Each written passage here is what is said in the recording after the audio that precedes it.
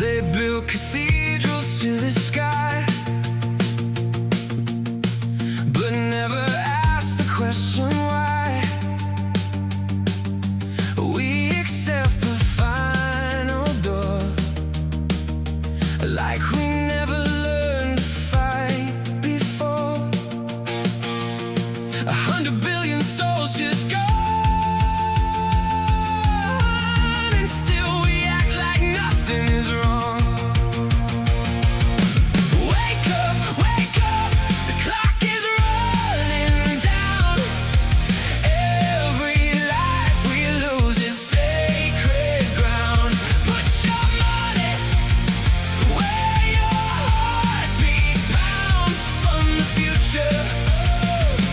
Funded now.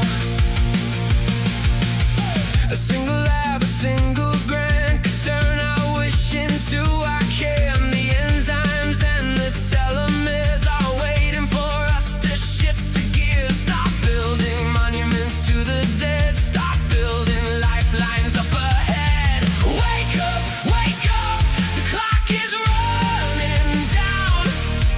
Every life we lose is sacred ground. Put your money where your heartbeat pounds. Fund the future, funded now. Imagine your grandmother at 110, still dancing, still laughing, still dreaming again. This is not science fiction, this is science undone. The only thing missing is funding for everyone. Wake up, we are running out of time. Every death we could prevent is a crime. Put your money where your heartbeat pounds. Fund the future, funded now. Funded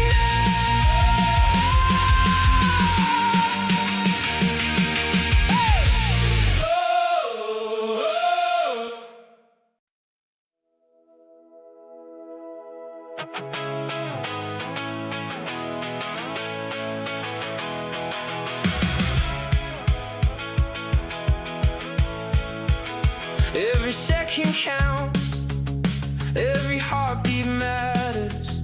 While we sit and wait, time just slowly shatters. Billions spent on wars, trillions left on tables, but the cure for death still just fairy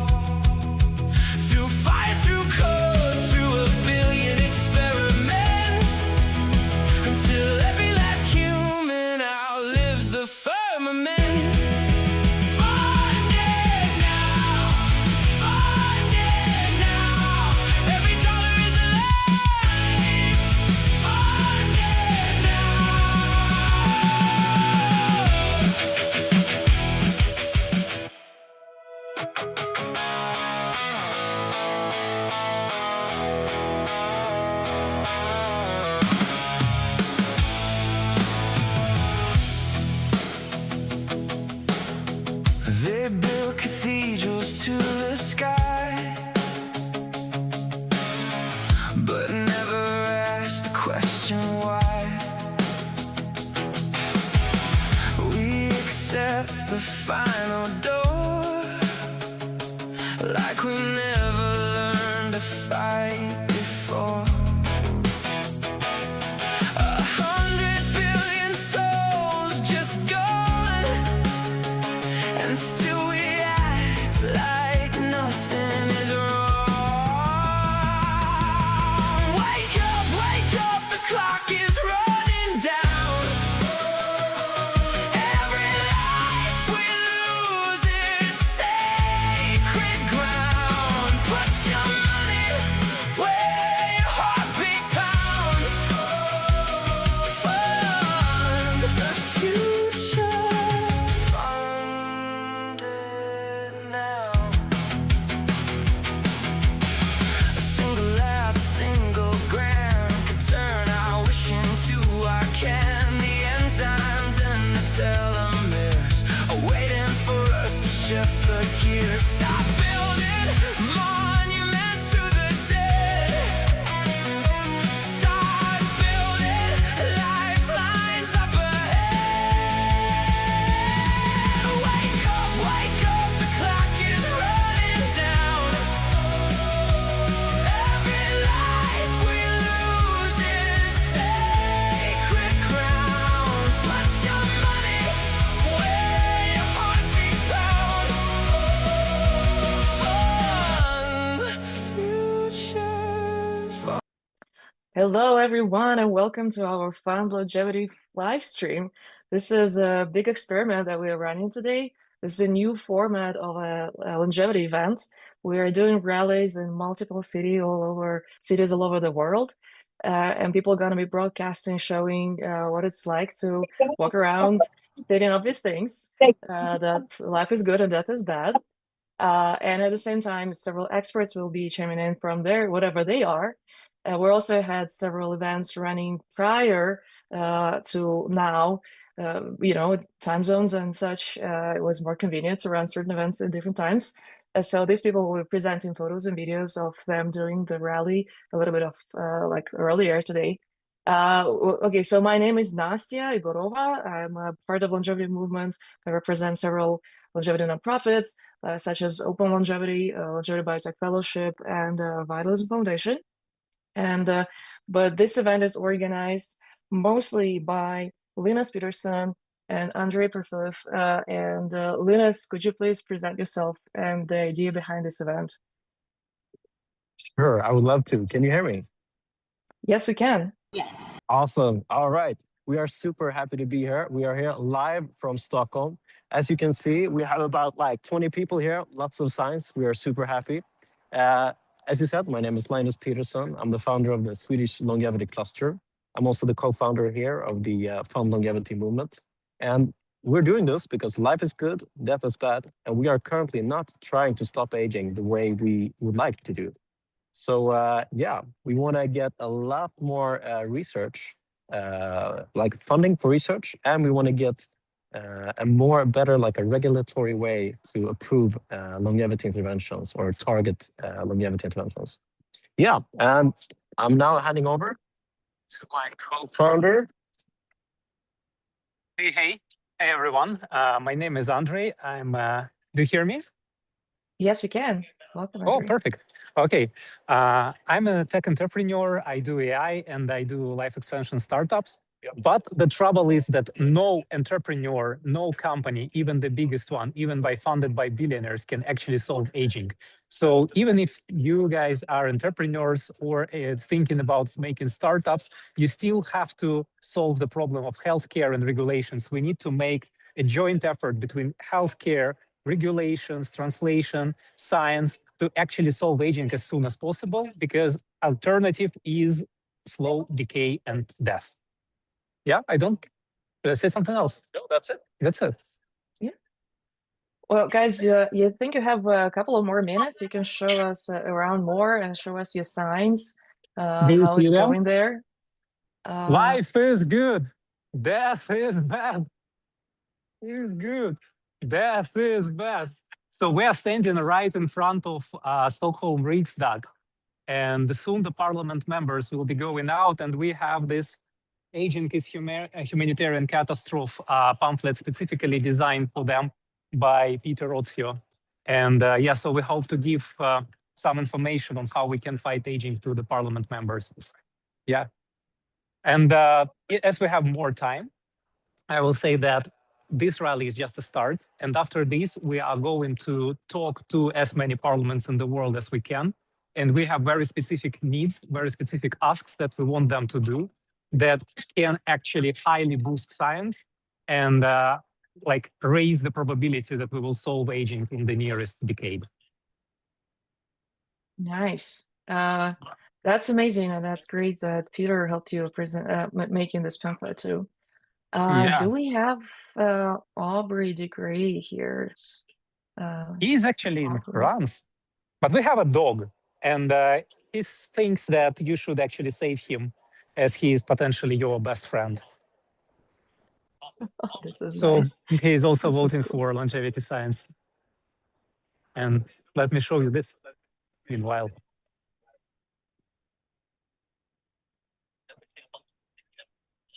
Oh, this is cool. This is cool. Yeah, the number here is 1% of budget to aging research, and we think this number is very reasonable because most states spend 35 to 45% of their budget to specifically treating the aging population.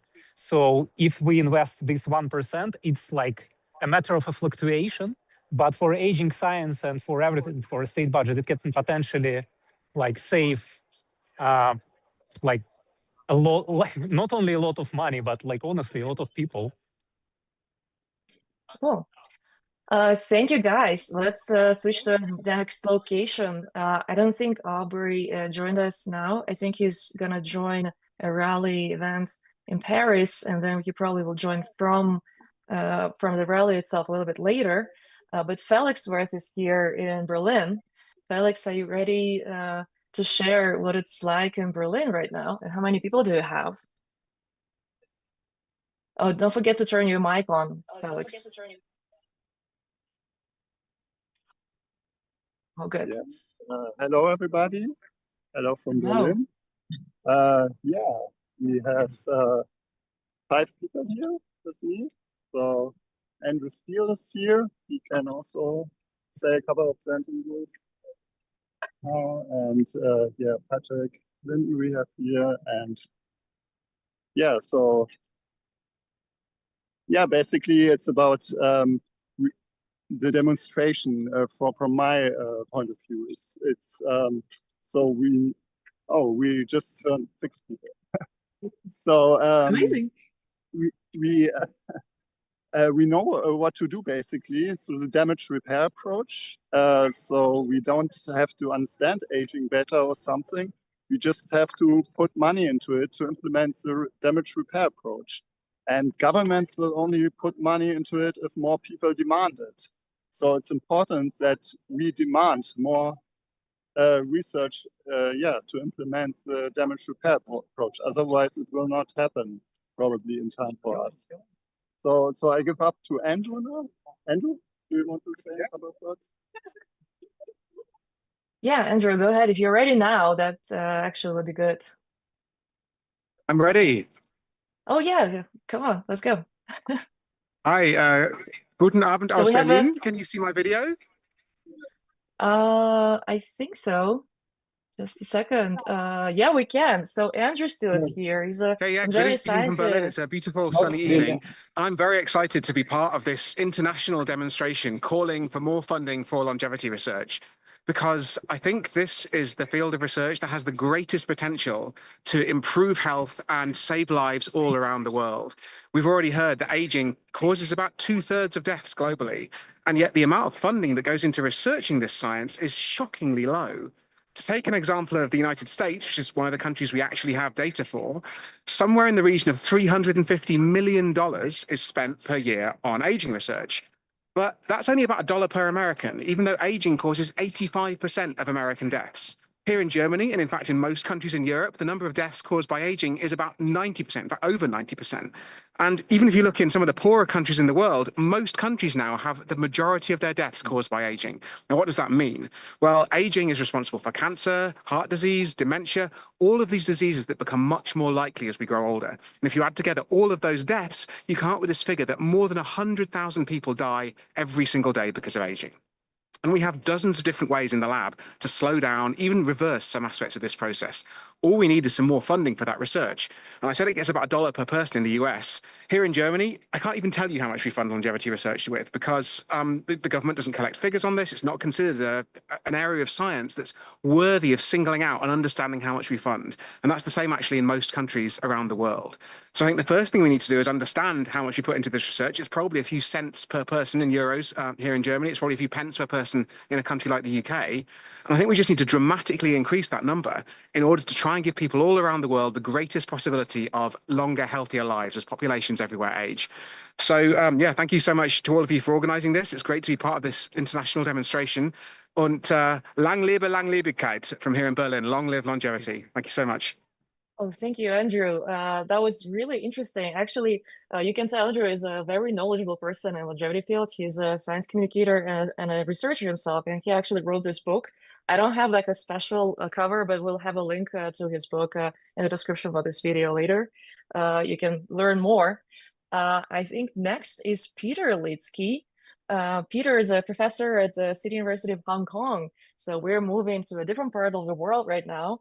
And Peter has his own theory of aging, which is slightly different from like maybe damage repair that was mentioned earlier today. Peter, could you please share a few words what you are doing right now? Sure. Good night, everyone from Hong Kong. So great to see you here. And I also believe that life is good and death is bad. So, and as one of the recipients of this aging research money, of course, I support the effort very much.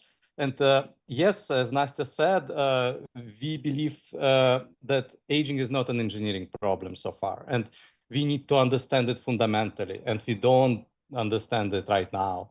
And our lab is developing a big theory of aging. And we believe that aging is a program. It is not damage at all. So yeah, but without going too much into the theoretical details and need for understanding, I also want to share that, in my opinion, the way how people perceive aging is somewhat strange. They seem to sometimes ignore it and underfund and apologize for their attempt to try to fund or cure aging. So like it is something embarrassing. And then at some point the thing switches and they begin like in a panic attack mode, and they give money to people who promise them to make a appeal against aging like 5-6 years. And this is sort of a spasmodic situation. I think it is somewhere in our psychology. But my take of it that we need to be honest with ourselves. We are in a bad position, that there is a danger to our lives, that if it will go as it goes, we all 8 billions will die, and not everybody will die good death. But while considering this, we need to give a good fight and not letting us to be afraid, because this I think makes also a lot of wrong decisions along the lines of funding and strategic planning. Yeah, this was from my side. And, I respect life is good.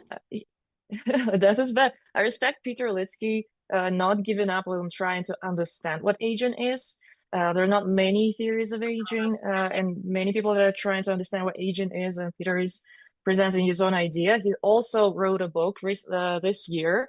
We have more and more good books in the field right now. I have a whole collection here, and you can see it in the background. We will. I can hear my echo. Sorry.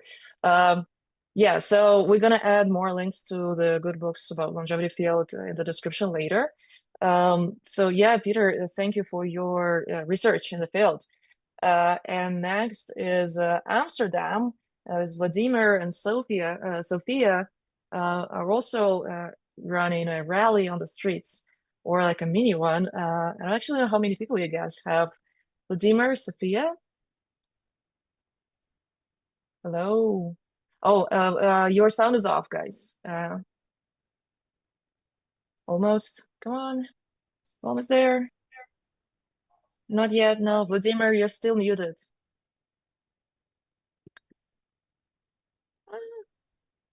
Okay. Yeah. Oh, yeah. Can you hear me Here we now? go. Can you hear me now? Yes, yeah. Let's go. Show us what it's like in Amsterdam. Yeah. So I hope I also have the video, right?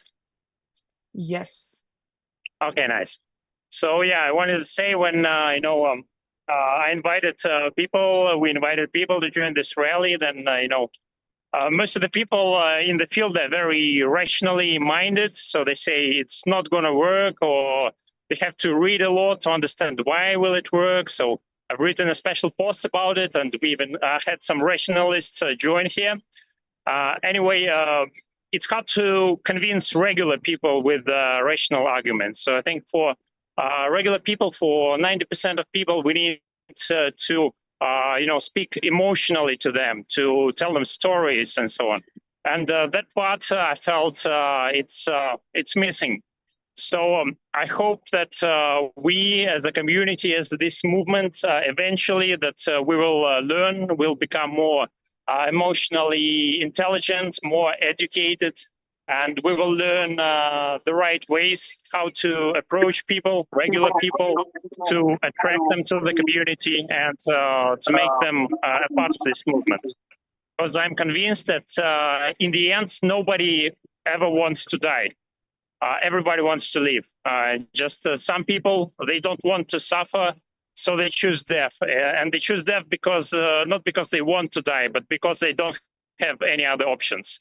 So thank you all for joining, and I'm happy to connect with you all today. I'm sorry, I'm not sure we actually had video from Vladimir. Daniela, could you please confirm that we had a video from Vladimir? No? No. We didn't have the video from him? Okay. Well, some technical difficulties, but Vladimir did a very nice photo shoot with Sophia earlier with signs on the beautiful streets of Amsterdam. And I don't know, Vladimir, if you can show real quick what it's like there for us. Oh, it's pretty crowded. It's like the central square. We're struggling with the wind here. We also have some leaflets. Nice. Some people with signs. I have some more signs here, spare ones. So yeah. Oh, that's amazing. Yeah, we're gonna have to have the whole collection of signs that people printed and made to show you later. It's gonna be harder to have a zoom in at the video during the video calls. Thank you, Vladimir. This is amazing. Next is Alexander Panchin. Sasha, Alexander, oh, you're here. Welcome. Alexander is both a researcher and a science communicator, and actually a really, really prolific one. He has almost 500,000 followers on his YouTube channel. He published multiple books, including the book, well, full disclosure with us with Open Longevity, this one, this year. We're going to cover all the good longevity authors now. He has a PhD in biology. So, Alexander, please, could you share what you're doing right now? What you think about the aging field? Because you wrote a whole book about it. You know about it pretty well. Thank you very much for the invitation. So I am really thrilled that such an event is happening, because what I think is very important, that aside from the scientific problem of aging, I think we have a cultural problem. I call it death culture.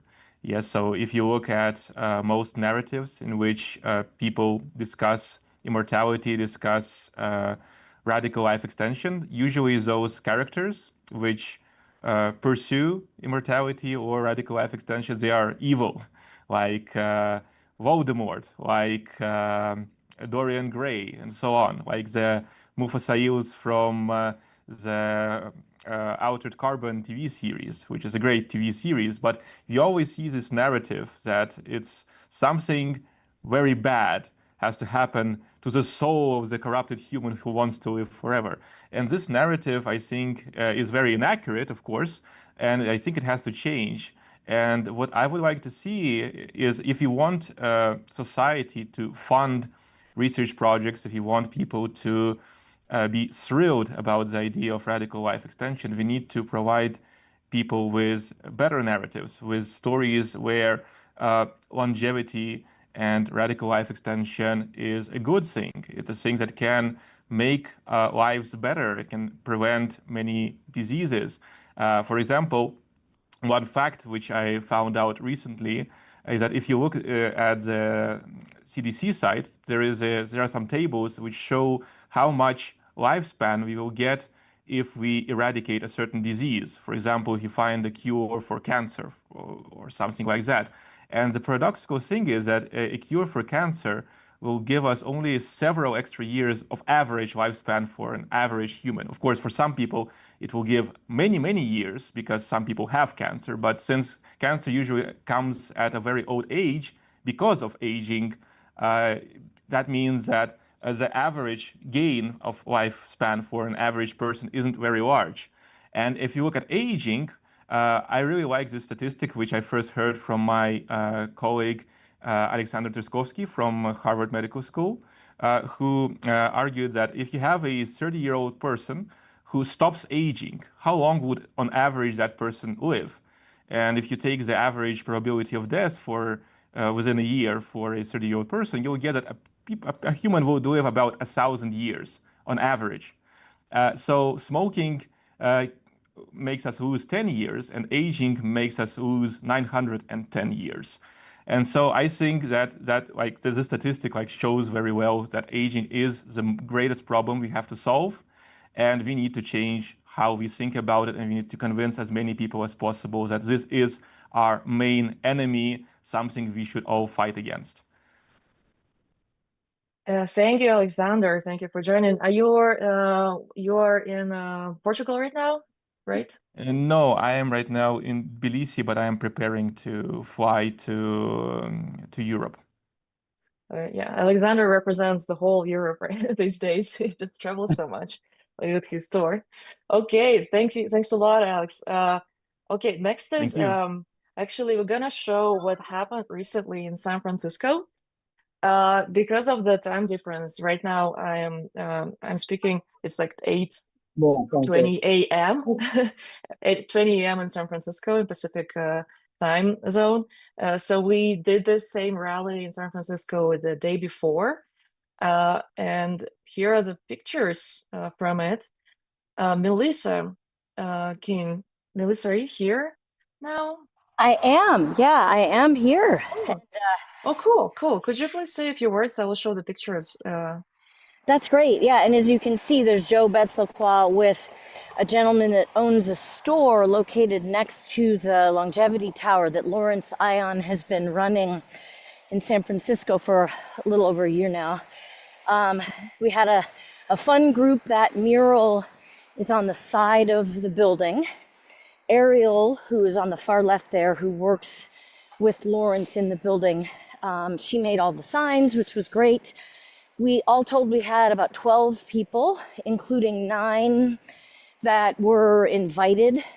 And then I actually recruited some people from the store next door. You'll see them in some of the photos. So as Nastya knows, yes, these gentlemen, if you ever want really sparkly men's basketball shoes or like a cool suit like the guy on the left wears, you can go to this little store right next to Laurance's building. I've been wanting those shoes for decades, but they only go down to a size 8 in men's, and I wear a 5 in men's, so I never can get them. I tried again yesterday, but anyway. How did people react to your signs? Well, because you were actually like in the middle of the city. We were, and you know, this is a hard business, as I know from 25 years as a stem cell research and regenerative medicine advocate, that it takes time with the public. I know I've heard others talking about this, and you need data like what Andrew was providing. I agree with so many of the things that I've heard on this call, and I'll just say it's very important to be doing this. So I'm really thrilled that Linus and his colleague organized it in the first place. And Nastya, you've taken a leadership role as well, because you really have to start somewhere. And I think what we're really getting at with this set of rallies and the founders' plan to go to parliaments in various places is funding for the research we're talking about is largely funded by governments. We're not at the place yet with a lot of it where the risk is worth it to venture capital, to a lot of pharma and biotech. So what we see is a lot of wealth, private wealth, or company wealth in some cases going into it.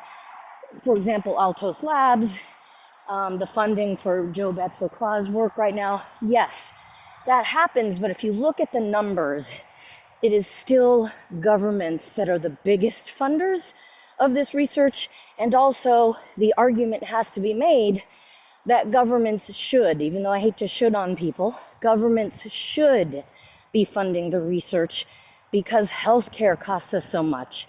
And we want to end death, arrest aging. Yes, all that's true. But at the end of the day, as a patient advocate and a policy and communications professional working on biomedical research advocacy for 25 years, I know that really what we're talking about is relieving the suffering of so many people who, as was pointed out earlier, will often choose death when they're suffering because there isn't another path. And so connecting with the public absolutely has to be about stories and the emotional connection with relieving suffering. So anyway, I was happy to be part of it and look forward to hearing the results of the parliamentary visits. My co-founder, Bernie Siegel, who may be here as well, another longtime regenerative medicine advocate who put on a conference for 25 years in that field, would be happy to talk with people that are planning to go talk to governments. We've done a lot of that in the US, and just happy to see this effort. Let's do it again next year. Thank you. Thank you, Melissa. I think Melissa was speaking without a video as well, but here you can see her in the very center of this photo. Melissa is awesome. And once again, if you want to do some lobbying, you're reaching out to politicians, you can do it with the help of Melissa and Bernie, who's also on this call right now. I can hear someone's sound. Yeah, and hello.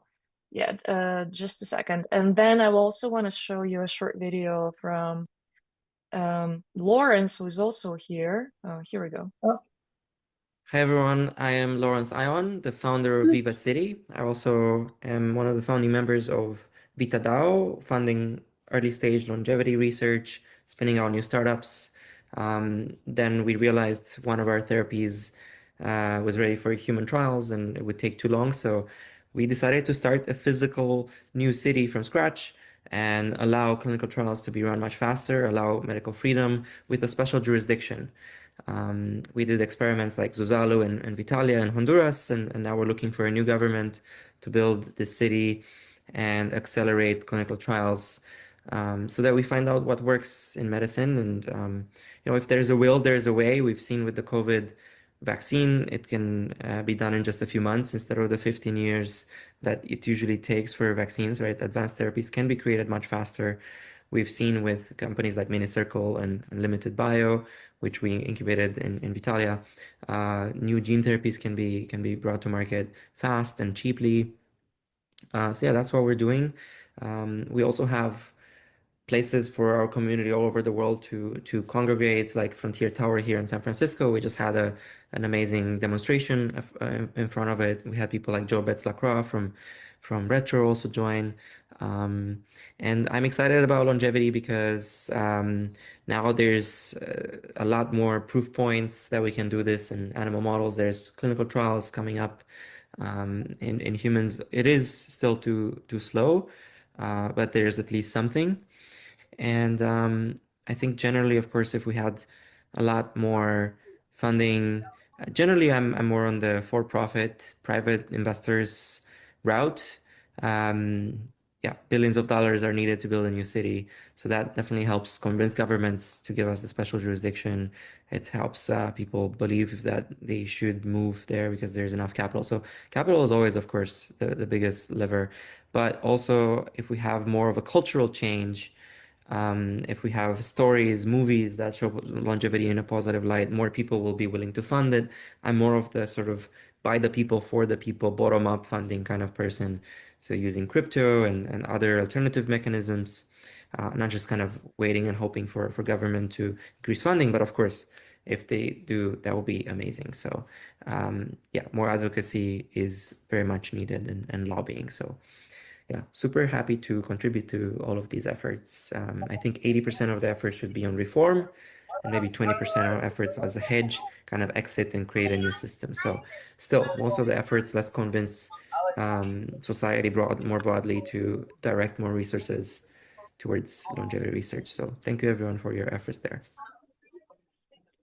I was Laurance Ion. He was one of the co-organizers of the rally at San Francisco. They're running a frontier tower. It's a pretty cool space. If you are in San Francisco and you're interested in longevity research, that's part of what Frontier Tower is doing. It's a cool place to meet your allies there. Okay, next is Didier in Brussels. Didier has been doing like lobbying and longevity for a while now, and also funding. Didier, can you hear me?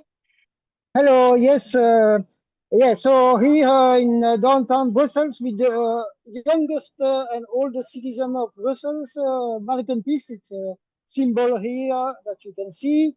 We are not with with many, but I think it's really important to work together on longevity, healthy longevity. It should be a no-brainer that there would be more money for this, more public funding. You know, in this city, in this country, in Europe, you have a lot of public money. You have many scientists specialized in health. Many scientists also specialized for all aspects related to biology. We are also in the front line concerning the speed. I was surprised for this, the speed of clinical trials. Belgium is not always very fast, but for this we are fast. So yes, it is very important, and thank you for organizing this. And in a few weeks, there will be an international poll asking to people in 90 countries what they think about longevity. And we will share the results with you and then with everybody. And now, one sentence in French.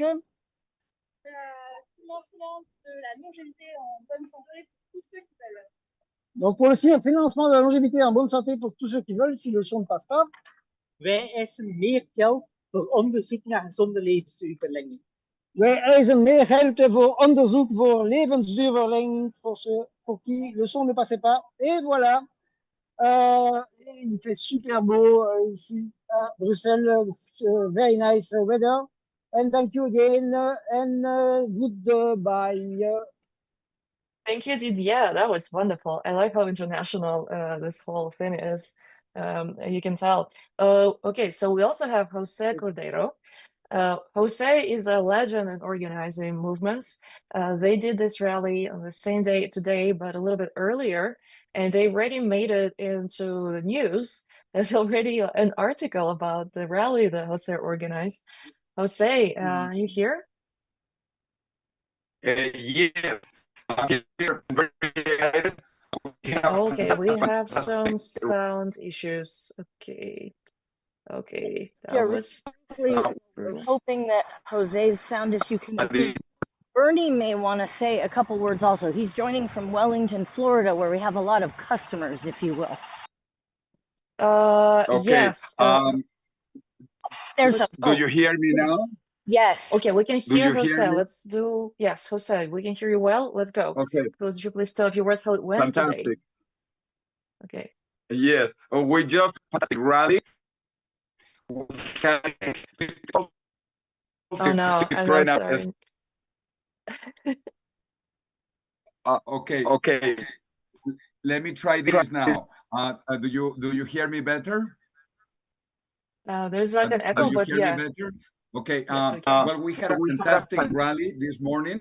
We had up to 50 people. We were carrying balloons, stop aging in Spanish, and T-shirts.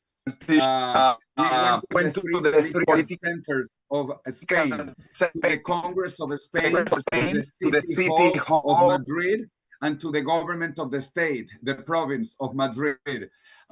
We were covered by three TV stations, one live, then the main TV station for the daily news at midday, and then another one for the evening news. Also, we were covered by 5 newspapers, including some afternoon papers. So we have already been in the media, and tomorrow we will be in other newspapers, and we are also sending a press release. We believe this is very important to have a press release so that we can promote these ideas. And we are already organizing for the next March on October 1st, because October 1st is International Longevity Day. And during that day in Madrid, we will have the International Longevity Summit. Why Madrid again? Because Madrid is officially the longevity capital of Europe. Life expectancy in Madrid is 86.1 years, the highest life expectancy in the European Union. And also Spain as a country is the most longevous country in the European Union, and the second most longevous country in the world after Japan, among big countries with over 10 million people. So Spain is the most longevous country in the European Union and the second in the world after Japan. And Madrid is the most longevous capital in the European Union. That is why all of you are welcome to join us in Madrid to discover how to be longevous, to live at least 86.1 years in Madrid, and join the International Longevity Summit in the most beautiful place in the College of Medical Doctors of Madrid. Last year, it was opened by the mayor of Madrid, and this year we are inviting the Queen of Spain. So we will hope to have the Queen of Spain, which is a beautiful woman interested in longevity, opening the event. So those are reports from Madrid. Very, very excited that we had so much media coverage, and next October 1st and next year. So happy to work with all of you, my friends. Amazing, Jose. That was so good. That's how it's done, basically. But we can also do it much, much bigger. Very impressive. Okay, so next is Ferdinando in Rome. I think Ferdinando also managed to pull off quite a big event. Hello, this is us. Say hi, folks. Oh, hey. Oh, this is beautiful. We are Such a here nice in weather in Europe now. beautiful, sunny Rome. It's people are very curious about us. So we have people coming from the street and approach us and ask, "Hey, what's this about? What does it mean to stop aging?" And we tell them about it. I found that people in Italy are quite receptive of the topic, and that's most likely because Italians are very long-lived. We have the Mediterranean diet and all of that. But we're also quite old as a population. And so people are worried about who's going to pay the pensions and so on. I found that maybe the greatest barrier for us is that Italians like to consume like popular science, but they only like popular science in Italian. And so I think that's where there is a missing spot. And that's, I think, something that should be done about it. We need to translate all of this. Yes, exactly. I think All that's of really this. needed. And this is us. Yeah, this is so cool. This is so cool. How many people did approach you and ask you what's this about? Maybe it was 3 or 4 so far. Okay, not too bad. Not too bad. Yeah. All right. All right. Okay. I love it. I love the energy. This is amazing. Thank you, Fernando. Thank you, Um, Nastya. okay. Sorry, I've lost in my script a little bit. Oh, Ilia Stambler. Ilia Stambler also is very experienced in organizing such events because I think he was the one who basically started the International Longevity Day. Okay, let me show this is how it's been done before. Ilia, are you here? Hello, hello. Welcome, and greetings from Israel. I couldn't organize an event here now in Israel for obvious reasons, but we have been very active in longevity advocacy. I'm chairman of an Israeli association called the VETEC, Seniority, the Movement for Longevity and Quality of Life, and also chairman of International Longevity Alliance. And we're all about advocacy for increasing funding for aging and longevity research. And obviously, to increase the funding, we need public support, public involvement, and public events like demonstrations are very important, very effective. In October 1, 23, during the Longevity Day, we organized this event, and I already look forward to the next October 1 in a few months when we can really organize an event in Israel again and also help organize events in other countries. And it does work, I must say. It does work. Advocacy, if it's done properly, top down and bottom up, with public involvement and with reaching out to decision makers, you can achieve increase of funding. Our example in Israel shows it. Last year, despite the budget cuts, despite the situation in Israel, we were able to establish 3 grant support programs for aging research from the Ministry of Science, from the Ministry of Health, and from the British Council in Israel. Altogether, it comes to about $5 million. So advocacy does work if you're active, if you're persistent in it. And I hope our example encourages others. And we will continue this effort too in cooperation with others. Right now, we advocate for increasing funding in Horizon Europe. It's the main funding framework in the European Union and the many partner countries, including Israel, including United Kingdom. Recently, we created a position paper endorsed by over 80 longevity leaders in Europe, scientists, also advocates, and we'll continue our outreach in Europe, also through conferences in Lithuania, in Israel, and hope we can all join forces for our common goal. Thank you for this event. Thanks, Linus. Thanks, Andrea, Anastasiia, Danila, for this work, and we'll join forces together for a common goal. Thank you. Thank you, Ilia. Thank you. Yeah, let's hope we'll be able to make like a proper longevity day in Israel in October. And in that whole part of the world, people will be just walking around praising life instead of whatever's going on. And next is Paris. We're going back to the streets. Mitos, and I think even Aubrey de Grey might be there. Okay, Paris. Hello, What's going do you on? hear me? Hello. Yes, and we can Yeah, see do you. you That's hear me? great. Yes. Yeah, great. So we are here in front of the National Assembly, the government building of France, and we are showing our thoughts on our placard that we want to stop aging. Unfortunately, as you said, Aubrey de Grey couldn't make it to the rally, but we are still here and talking to the people and sharing our ideas, making them aware of what we want and why we want it. That is purely the first human desire to live and to live longer. I have here with me also the members of Association Extropia, who are the libertarian transhumanists in Paris, and also the last year's candidate for the elections from the AFT association. It's the French Transhumanist Association. Emmanuel, who is here with me, also helping to manifest our will. And this is what's happening right now. Mitos, do you have Thank you. anyone approaching you and asking you what's this thing Yeah, about? we have 2 groups of students who has bombarded us with the questions, and Oh, nice. also obviously they were like humoristic and just curious. But who knows? Maybe our ideals and the ideas will grow in their young heads, and some of them will be the researchers in the field which interests us. Yeah, you need to start somewhere. You need to plant the seeds of ideas. And Yeah, yeah, it yeah, could be exactly. certainly like this. Yeah. Well, this is So good. that's This it. is good.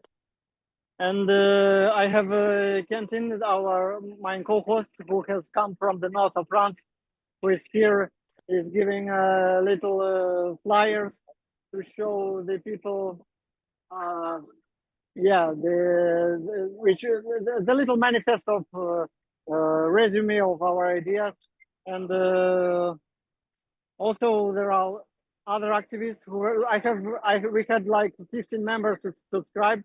Not everybody could make it, but we have a little group here. So I hope we'll reach our first goal, not the last goal, but the first goal. That's great. No, that Ready to seems show up. amazing. Even if just one student approached you and then maybe started a career in that field, that's already worth it. Yeah. Thanks a lot, Mitos.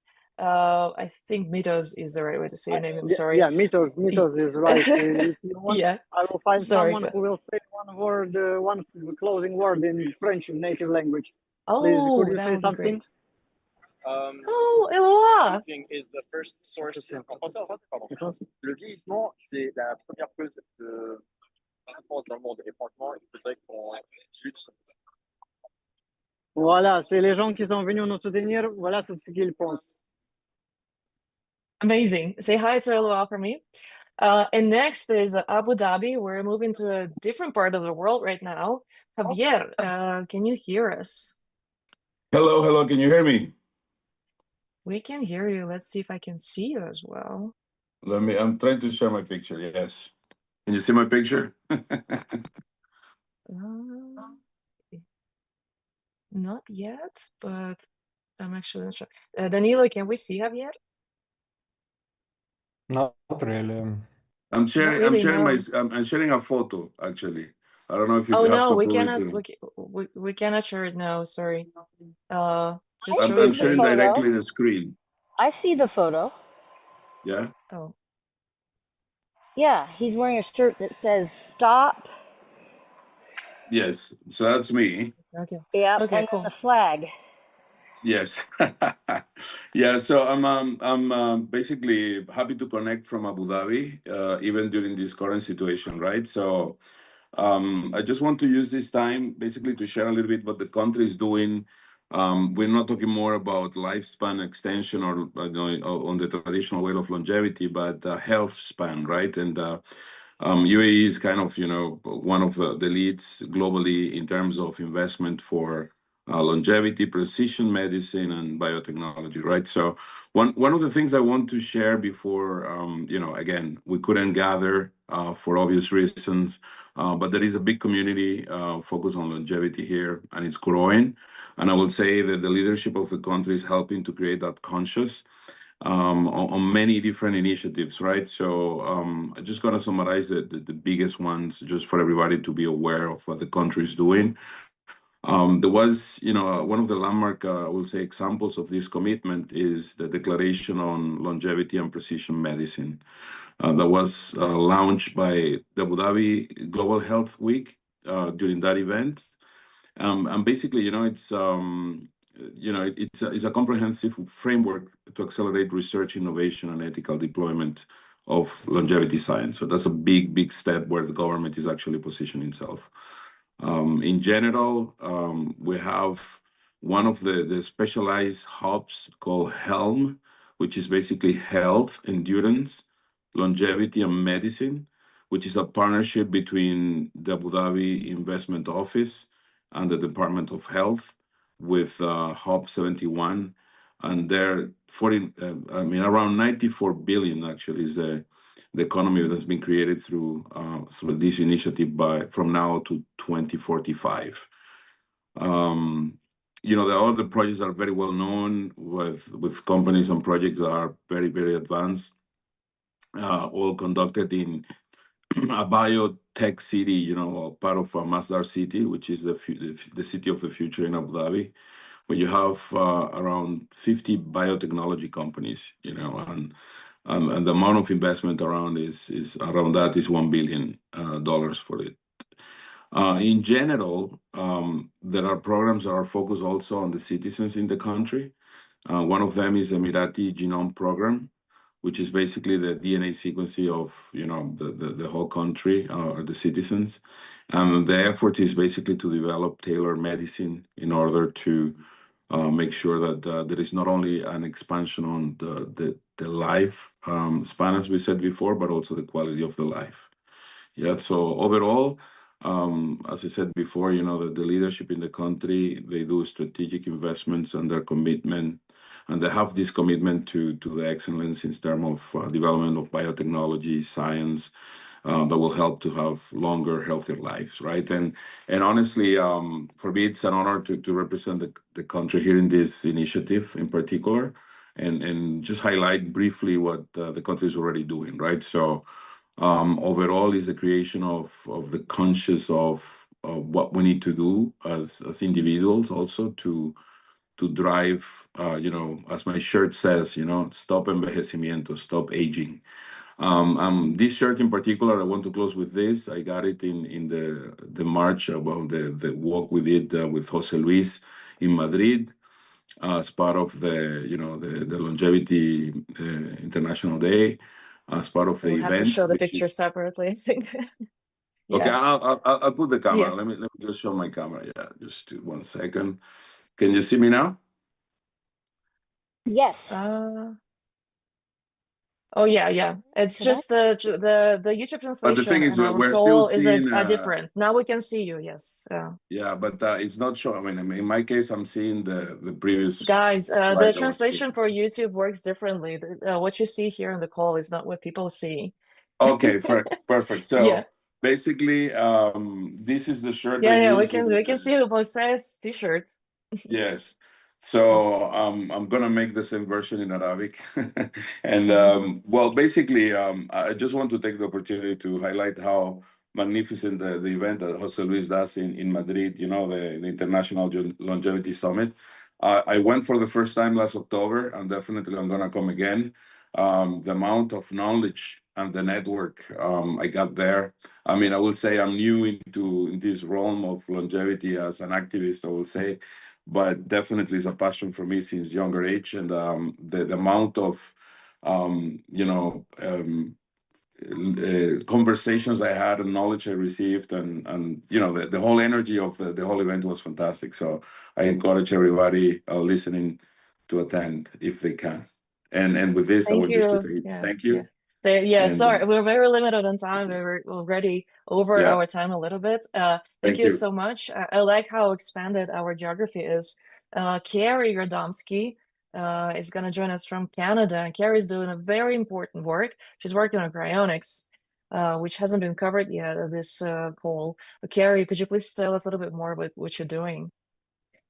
So actually, I've always been a supporter of radical life extension. For over 10 years, I've organized local groups, conferences in Canada, in Vancouver, but now I've moved to Calgary, Alberta, in Canada. And we're building a cultural institution, a building, where we hope to host meetups and events and conferences and let the public know about, the benefits of radical life extension.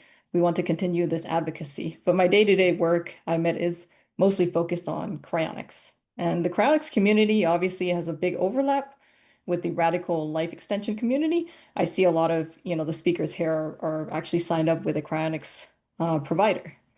So it is sort of a interesting, very like niche area of radical life extension that I'm not sure if people know a lot about the details. But essentially the concept is, we're obviously all here to stop aging. We're here to fight death.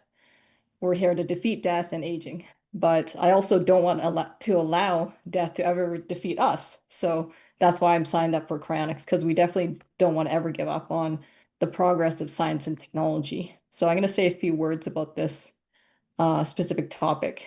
So death is not like exactly a fixed moment. The cells in your brain don't immediately all cease to exist when your heart stops beating.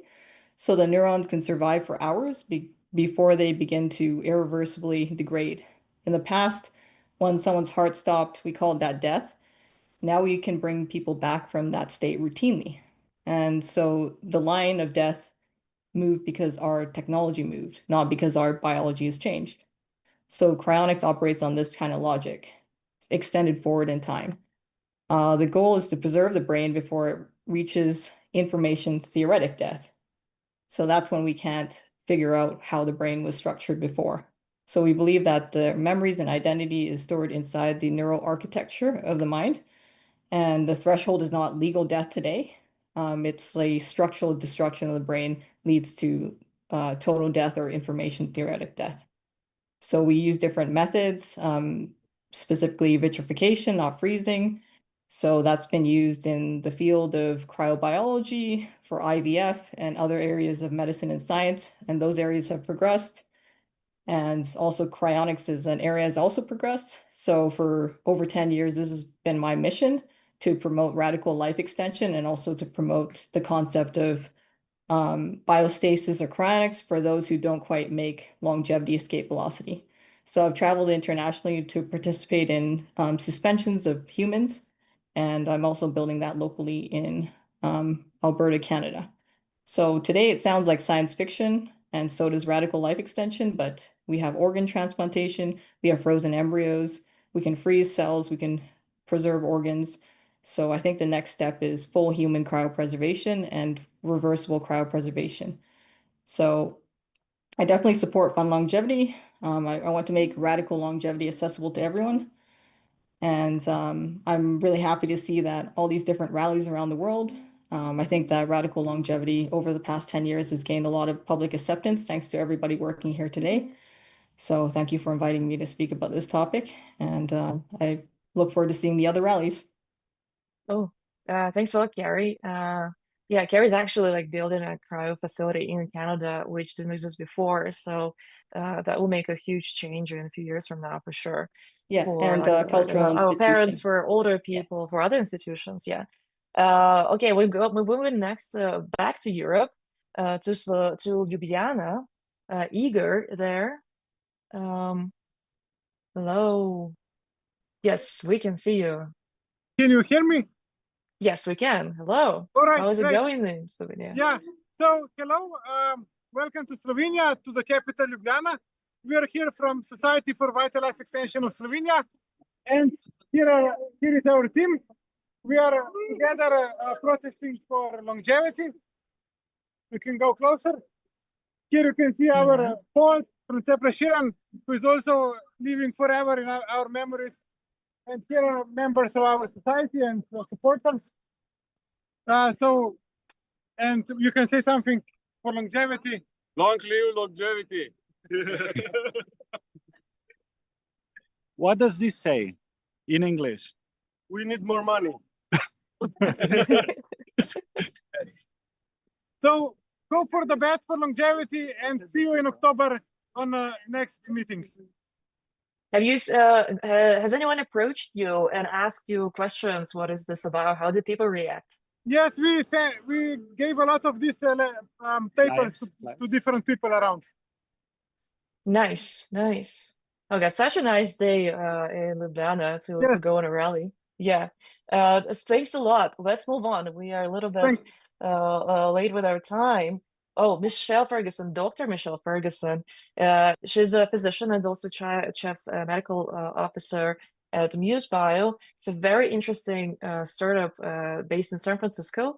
They're working on stem cells derived from menstrual blood. So it's like an intersection of female health and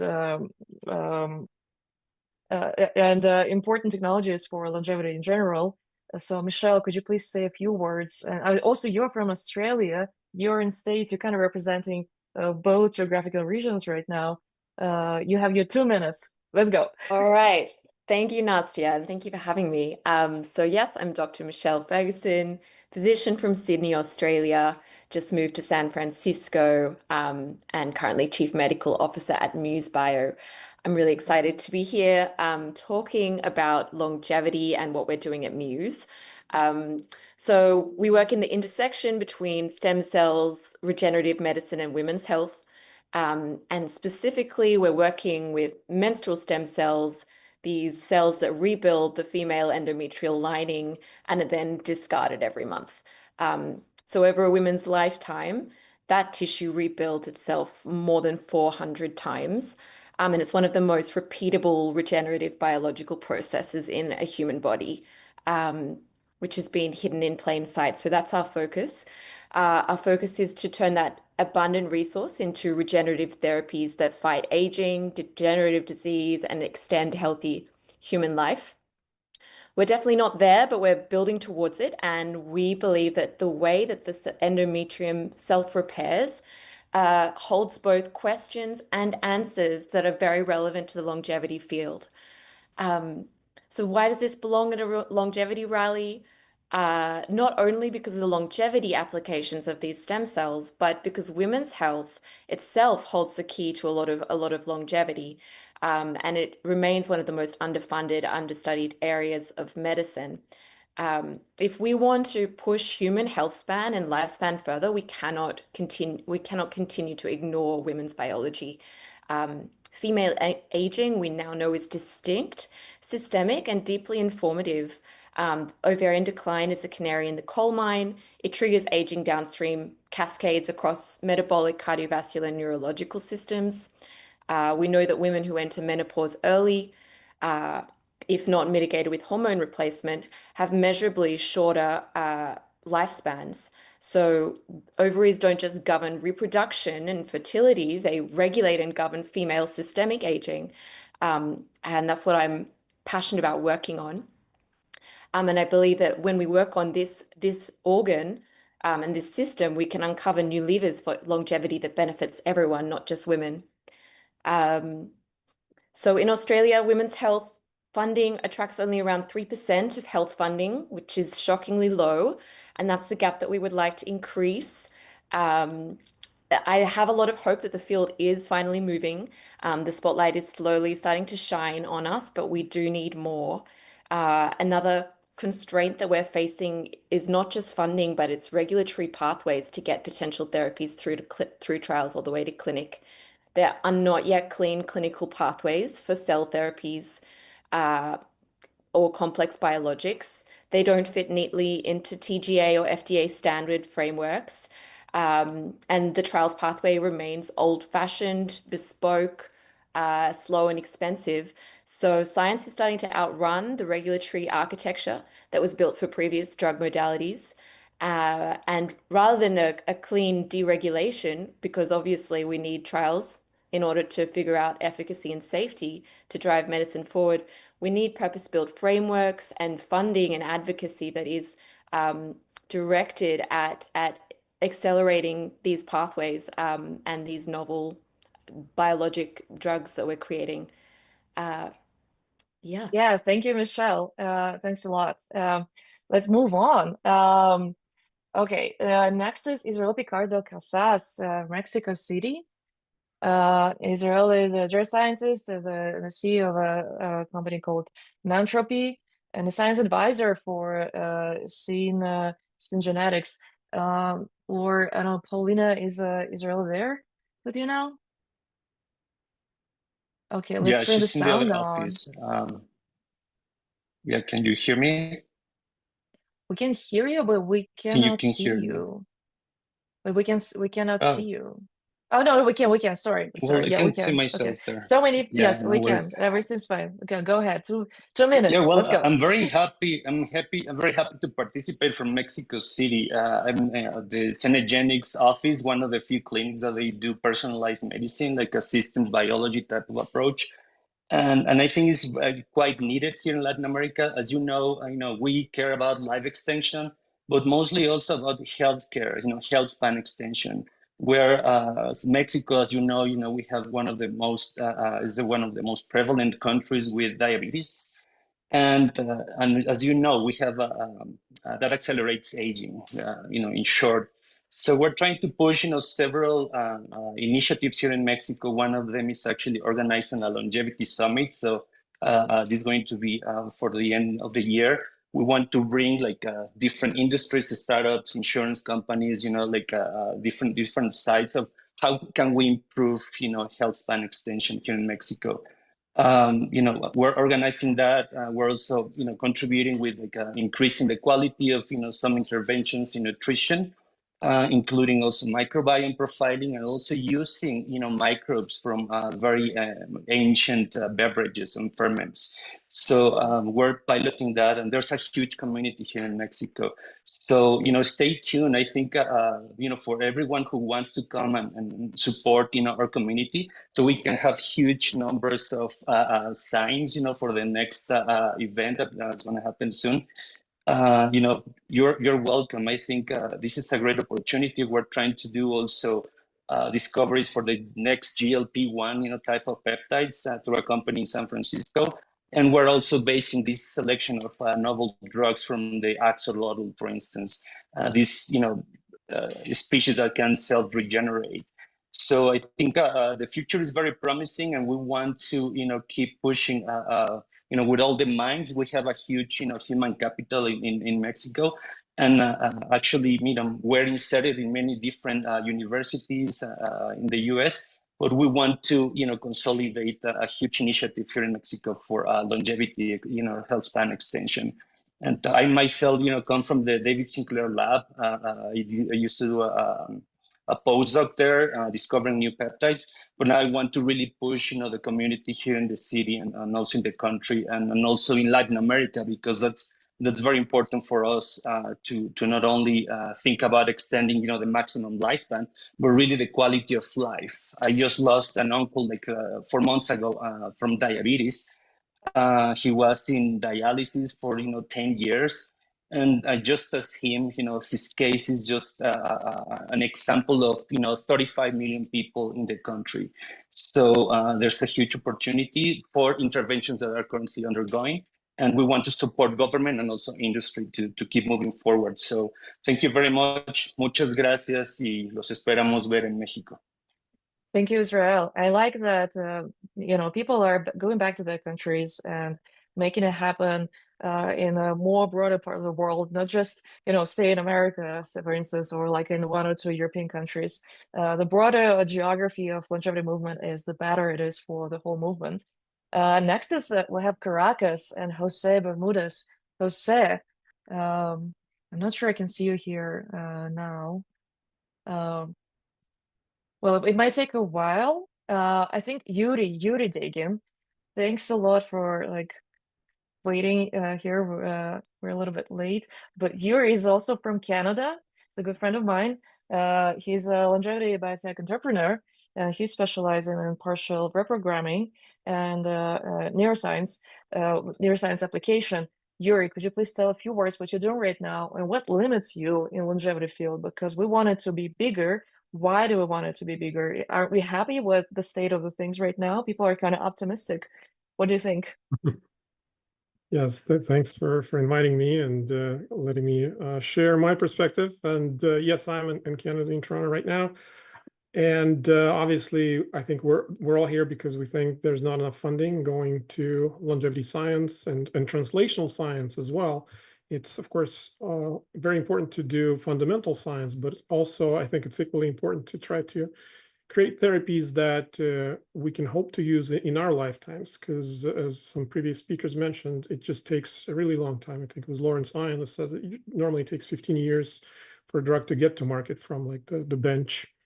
And so I'm working on the translational side of things, of partial reprogramming, and it's been almost a decade. Actually, yeah, well, almost, yeah. 2016, December 2016 is when the paper Biocamp et al. Came out that gave rise to the partial reprogramming field, and we're finding ourselves in 2026 now, almost a decade after that.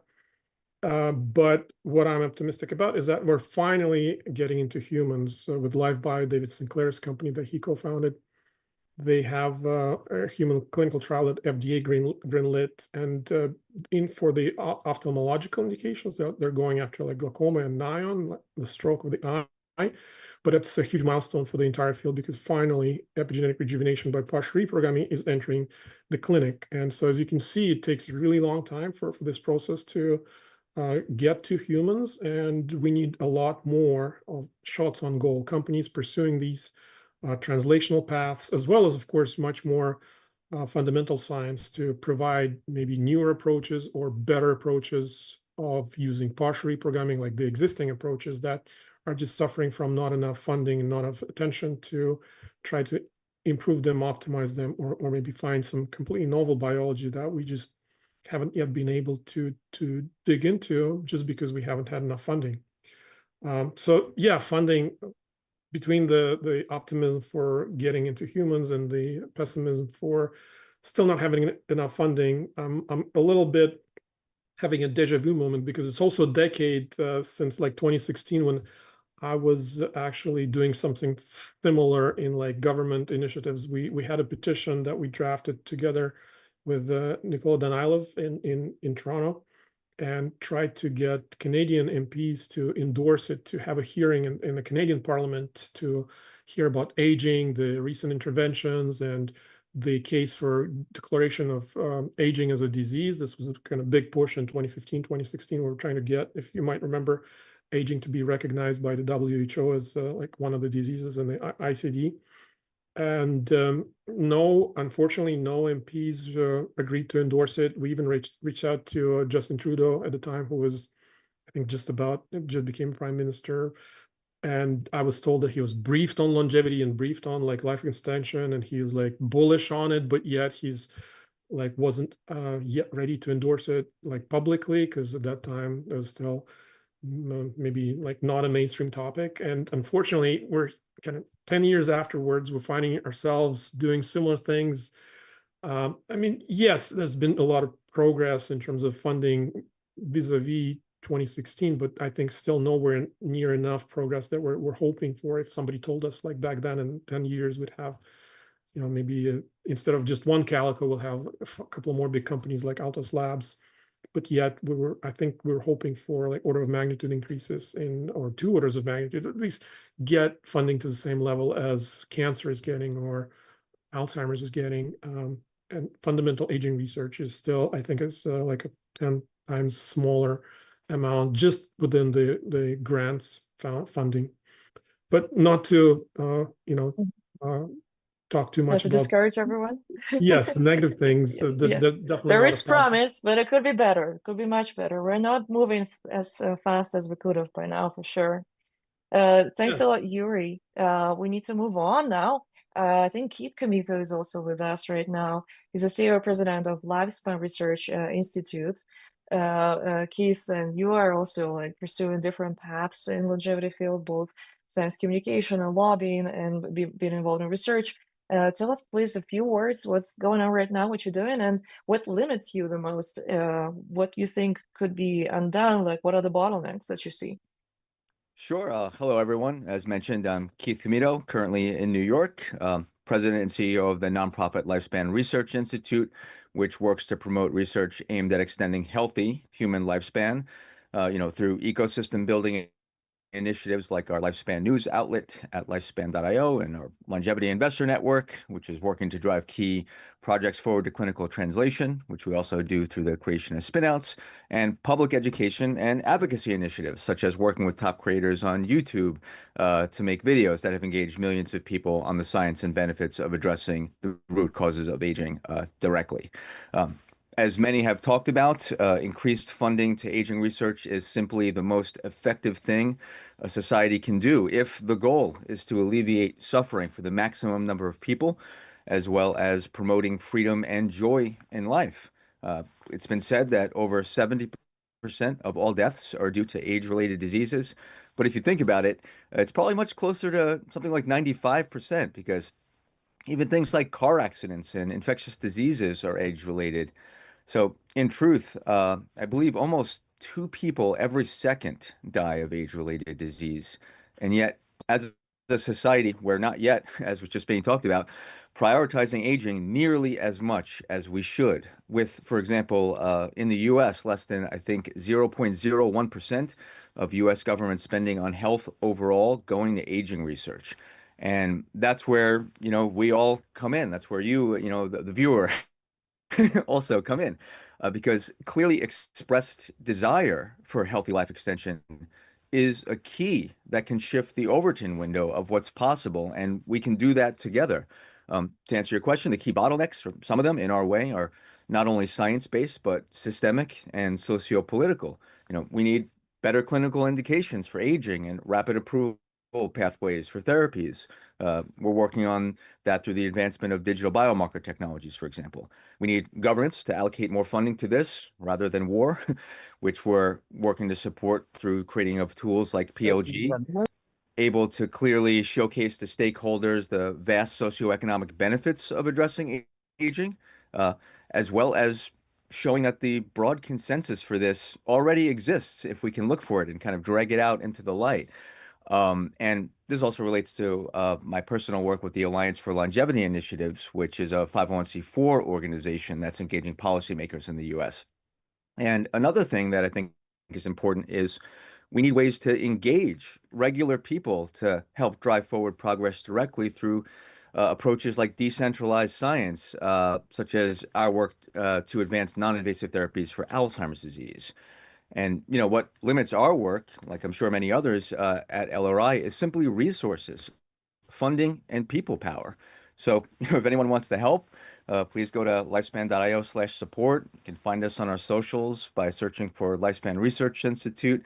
And if you don't have financial means to support out there, you can introduce us or anyone here to any people or organizations that can help.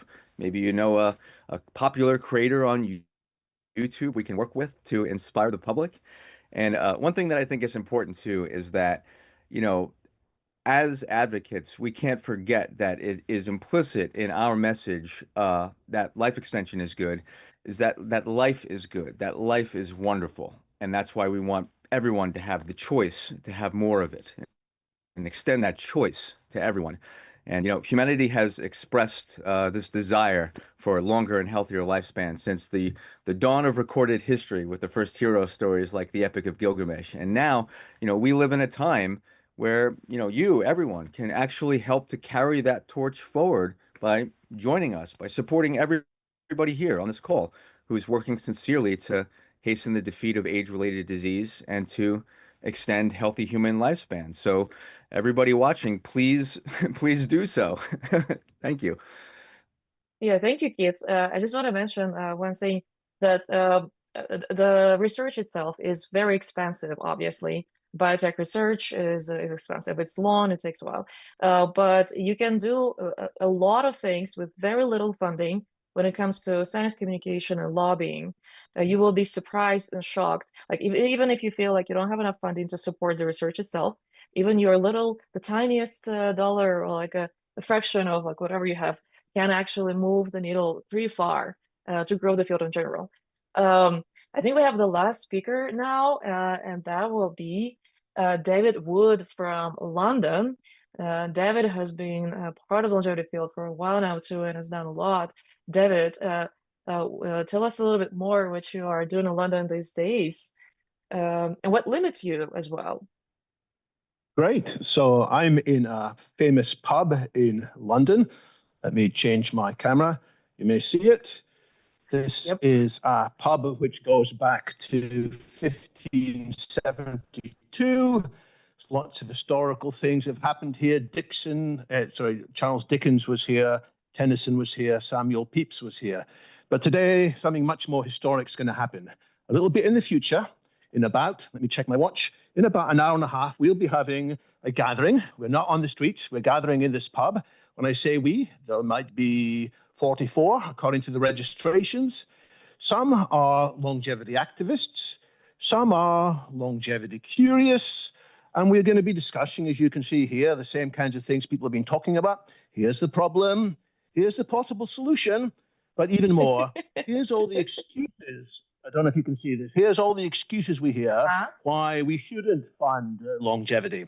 So we're going to be having a brainstorm. Which of these arguments deserve more attention? Which of these arguments are sort of excuses? What lies behind that? What are the psychological reasons? What are the sociological reasons? What are the cultural undercurrents? And even more important, what can we do to change things? What is the most effective things we can do? So I'm sorry we don't have a gathering yet. We decided to wait until many people had finished their work. So we'll be gathering here from 6 o'clock. If you are in London, if you are keen to join us, if you can get to Fleet Street, the old journalistic centre of London, we're in a pub called Ye Old Cock Tavern. It's an amazing name, Ye Old Cock Tavern. and get here by 6:30. Get here by 6. You can have food and drink, and we'll be starting the discussions in depth from 6:30 onwards. And by the way, it's been amazing to be part of this event today. It's almost like Eurovision, you know, people dialing in with their answers. I thought about it Ici too. Londres, don't give us 0 points. We need 12 points out of 12. And we need to spread the abundance, because if we spread the abundance and the understanding, we're more likely to have much faster progress. I don't like to wait 10 years for progress. I think we can go much faster when we can have people changing their minds, like in COVID times. People change their minds. When we get strong solutions, people will find ways to accelerate through the approvals process. But we need public pressure to get these strong solutions. So, ici Londres, back to you, Anastasiia. Oh, thanks a lot, David. I love how our event spreads from the previous events to the announcement of the future events. We're like taking all the space of the world and also the time. We're spreading everywhere. This is amazing. And yeah, it is kind of a Eurovision, I guess. Next time we're gonna have points given to performance and whatnot. I haven't been watching Eurovision for a while now. I have no idea what's going on there, honestly. All right, I think this was our last speaker. We also had some other events happening previously. There was an amazing event in Georgia.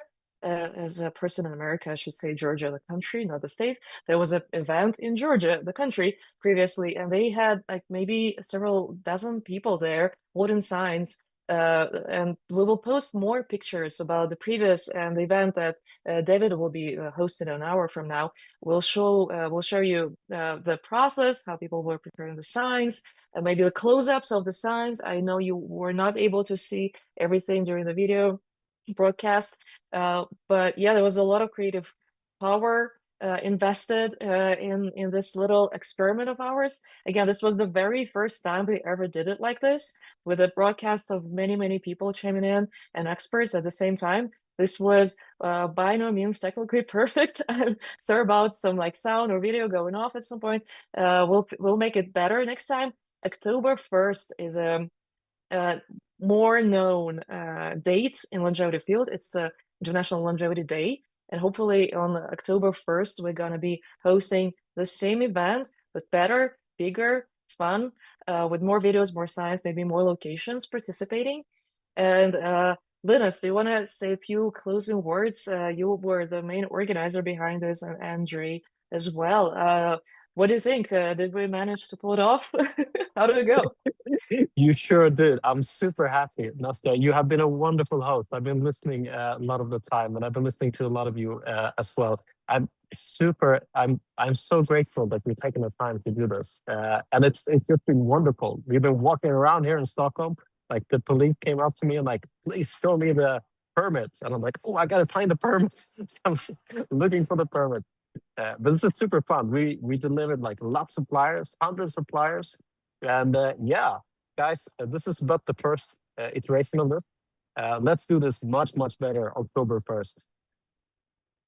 One more thing that I wanted to say. I'm not participating on the streets right now. I'm sitting in my house in Tahoe, but I did participate in other rallies before, and we did even street surveys on this. We're calling them Save Forever campaigns.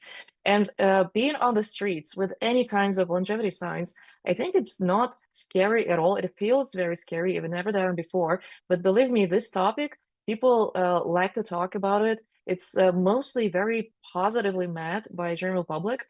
This is not like any other rally.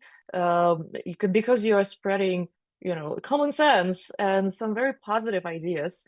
So if you want to be part of it, but you are not sure you're comfortable with that, I encourage you to make your own sign and join us next time. Yeah, October 1st, reach out to Linus, reach out to Ilia, reach out to Jose Cordeiro, reach out to Midas or LOI in France, reach out to people in Canada. I think next time we might have an actual rally in Canada. We have even more locations. Let's show people on the street demanding the most logical thing, our right to life and to health, because this is what governments are for, to protect its citizens and to make their lives better. In the end of the day, that's the only thing the governments are for. So, and we're asking a very reasonable thing. let's keep asking or demanding, if you prefer that term. All right, thanks a lot, everyone who's been watching this online and everyone who's been participating and organizing. Let's keep talking about life extension instead of, whatever. Life extension is the most important thing. All right.